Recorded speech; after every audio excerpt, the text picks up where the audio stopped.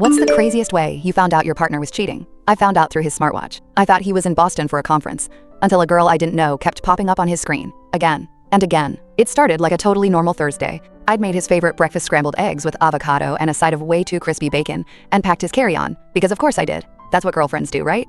Especially for someone you've been with for 3 years, someone you've lived with for 2, someone who said maybe next spring when I asked about getting engaged. He said he had a last-minute business trip in Boston 2 nights, some networking event with finance bros and too many overpriced cocktails. I even helped pick his outfit. Charcoal gray suit, no tie, cologne I actually liked. He left around noon, kissed me goodbye, and told me to keep the bed warm. Gross but cute. I rolled my eyes. Then I went back inside, flopped on the couch, and opened TikTok. Just a totally normal Thursday. Until 3:47 p.m., I was doing laundry when I noticed his smartwatch sitting on the bathroom counter.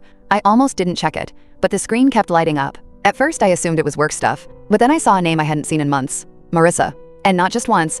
I'm talking back-to-back-to-back messages. Miss you already. Don't forget the wine. Room 204. My stomach dropped. Cold, ugly adrenaline started climbing up my throat. Here's the worst part. Marissa wasn't just some random girl. She was my best friend.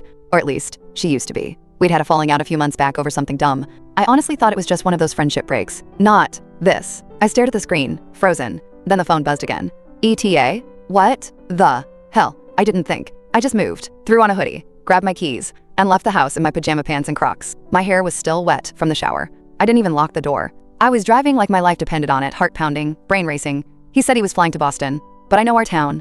And I know that there's only one hotel, with rooms that start in the 200s, the kind of place couples go when they want to feel expensive for a night. I drove straight there, parked behind a delivery van, and sat in my car for a second, just breathing. Then I saw them through the glass doors. And what I saw flipped something inside me I didn't even know existed. There they were. Through the hotel lobby's glass doors, I could see him, my boyfriend, standing at the check-in desk, laughing at something on Marissa's phone. She was leaning into him like she owned him, like I didn't exist. And the wildest part? She was wearing my lipstick. The exact shade I had to hunt down at 3 different Sephoras last month, because she said it looked so good on me. They didn't see me, not yet. I stood there outside, heart jackhammering, watching the man I had lived with, dreamed with, built Pinterest wedding boards for, act like I was a distant memory, like I was invisible.